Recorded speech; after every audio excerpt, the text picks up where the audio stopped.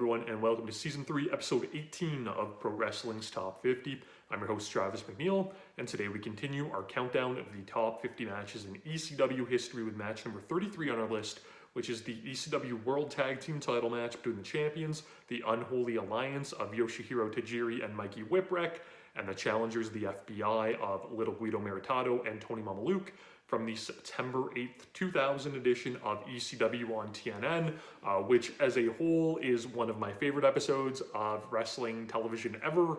I hold it so fondly in my heart, and I always look back at it very nostalgically. There's 2 episodes of TNN that I do that with. We'll talk about another one another day, but this one especially was from the Hammerstein Ballroom.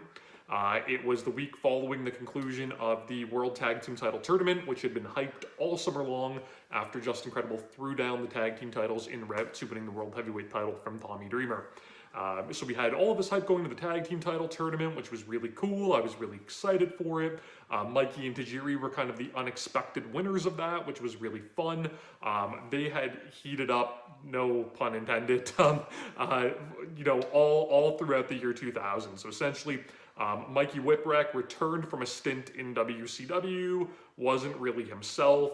Enter Father James Mitchell, who was the Sinister Minister at the time. And he came into ECW, just cut all of these great, crazy, wild promos. They sort of alluded to him potentially having a relationship with Raven. That didn't pan out as Raven ultimately went to the WWF. But we would start to see Mikey Whipwreck as basically the Sinister Minister's disciple. And he would do ridiculous things and light things on fire and everything like that. In 2000, we've talked about Tajiri leaving the network that he was affiliated with and turning face. He got paired up with Mikey under the Sinister Minister's, managerial services, we'll say, that formed the Unholy Alliance. And these guys just had awesome chemistry together. They were super great baby faces. The crowd loved them. And just a really fun, relatively short-lived though, given that ECW wouldn't last, much more than 5 months after this. A short-lived run, but a very memorable one. And their feud with the FBI is what really, went through that entire run. So these guys squared off in the first round of the tag team title tournament. Mikey and Tajiri basically steamrolled the FBI. Tony Mamaluke took a bunch of crazy bumps in that match. That match you could see on an episode of Hardcore TV, and it's fun and it's worth checking out. Tajiri and Guido, we talked about this in the 3-Way with Super Crazy video from about a week or so ago. They were glued at the hip throughout 1999 and 2000, so it naturally made sense that both of them, when they found tag team partners, that they would collide once again. So this episode of TNN, it is after the tag title tournament. In taping sense, it was the very next night. It's at the Hammerstein Ballroom, ECW's first shows there. Huge crowd, awesome venue, awesome look, came across great on TV. This was the main event of the episode, but the episode also had an amazing opening match where Kid Cash, who was my favorite wrestler at the time, challenged Rhino for the TV title in this really hot show opening where Cyrus was out there cutting a heel promo. Paul Heyman came out and hit Cyrus with his, signature big old blocky cell phone. Rhino comes out sticking up for the network and gores Paul Heyman. Kid Cash comes out, we get this big brawl. The whole locker room, comes out to try to break it out. Kid Cash hits a very memorable, flip dive onto the whole pile that sends him down like dominoes. Rob Van Dam interferes, takes out Rhino, and it leads to Kid Cash becoming the TV champion. I was so excited for that. Also of note, this episode of TNN aired the night before I got to see ECW live. So I watched this knowing that I was going to see ECW the next day. This episode was so good. I was so hyped. I was so excited. Peak ECW fandom for me. So I always really fondly look back at this September 8th, 2000 episode of TNN. I remember the date in my head all the time. Anyways, though, this match is awesome. So these guys obviously have great chemistry. Tony Mamaluke is a guy that you might not be super familiar with, but my goodness was he good. So he came in as a manager in WCW. He was called Tony Marinara, which is a ridiculous name. He managed the tag team very short-lived, the Mamalukes of Big Vito and Johnny the Bull. He eventually came to ECW where he was given a chance to wrestle, and he's, in this era, he's a bit of like just a bump machine sort of guy, but he's so good on the mat. Didn't get to show it a ton in ECW, but on the independents post ECW, especially in NWA Wildside, as well as CZW, the dude is just a machine. I love Tony Mamaluke, very underrated wrestler. Watch a bunch of his stuff if you can. He was trained by Dean Malenko, so you know he has those technical fundamentals. So this match starts out, innocently enough. Mikey and Mamaluke, they do a nice little sequence, tag out to their partners. Guido and Tajiri come in, and this is where the match heats up because Tajiri goes for multiple kicks on Guido, and Guido keeps avoiding them.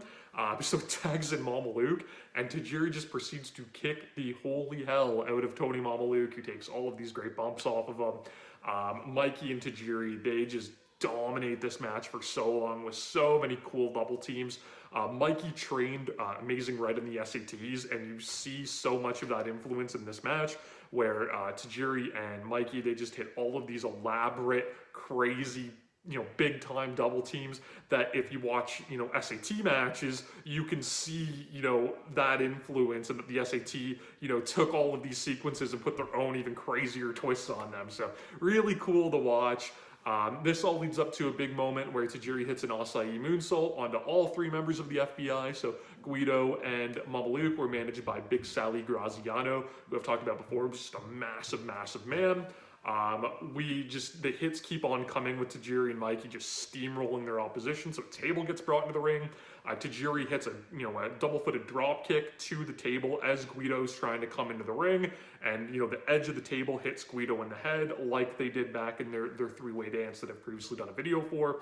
Big Sal gets on the apron, and Mikey slides a chair across the table into Big Sal's groin, which was a really clever and creative and kind of funny spot. That kind of hunches Big Sal over, and Mikey proceeds to climb up on his back and hit a crazy dive off of Sal's back onto the other two members of the FBI. And then Big Sal gets a chair, and that just hit him in the groin, and he tries to use that. And Tajiri hits his handspring that he would normally do into the back elbow, but into the chair to knock Sal off the ring apron. Again, much like they did in the three-way dance. Crowd was unglued for all of this. It was awesome. Finally, the FBI start to get a little bit of momentum. There's a chair involved. Little Guido uses a chair, hits the chair that Mikey Whipwreck is holding with the chair, hits that chair into Mikey's head. We've got double juice, so Guido's bleeding from getting the table kicked into him. Mikey's bleeding from the chair shot. So just ramped up the intensity in this match a little bit. Tony Mamaluke takes two more wild bumps before this thing is done. Mikey Whipwreck gives him basically like a tilt-a-whirl into like a crazy hot shot over the ropes. That is just insane, the bump this dude takes. Tajiri and, that takes Mamaluke out for a second. Tajiri and Guido get back in, and we pay off Guido avoiding all of those kicks early on, where Tajiri just kicks the daylights out of him, including like a big, John Woo drop kick that sends Guido back into a table in the corner.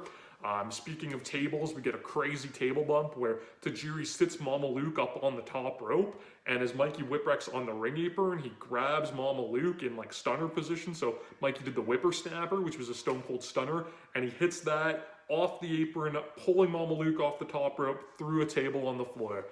Absolutely wild, wild, wild spot. As all of this is going on, though, Big Sal gets in the ring. So something that we'd seen for the past, year plus was Tajiri constantly spitting the mist in Big Sal's face. It was like every time Tajiri and Guido would fight, that would be a spot where, Sal would take the mist that Tajiri would spit. And no different here. Big Sal takes the mist, but we get just a really cool payoff to this happening so much where Tajiri missed him, and normally that would incapacitate Big Sal for the rest of the match, but here he throws like a desperation super kick while he's blinded, and it actually lands. So we've seen stuff like this before that results in ref bumps, or Big Sal hitting the wrong guy, hitting, little Guido, but it finally pays off. He hits Tajiri with this super kick.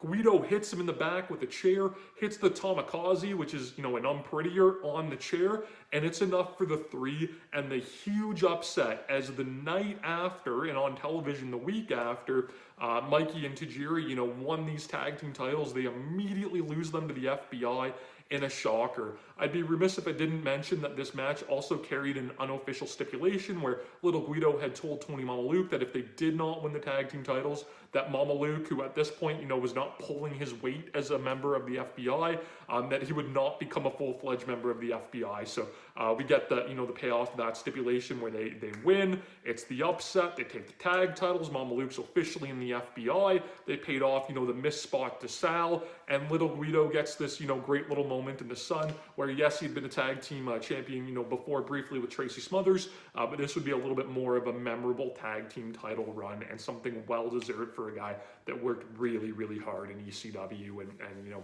started from the bottom as Damian Stone and really, you know, got into that solid upper mid-card level through that hard work. I love this match so much. I've seen it 100 times. I will see it 100 more times. It's so much fun. I love everybody involved. And again, it holds that sentimental value to me. So it holds up super well. You can check it out, of course, on the WWE Network. You might find it on Peacock. I don't know. But you can certainly search it out online if you need to. You can search me out on Instagram and Twitter by following me at Wrestling50. You can subscribe to my channel here on YouTube so that you never miss a video. And you can please join me again tomorrow as we continue to count down Pro Wrestling's Top 50. Top 50.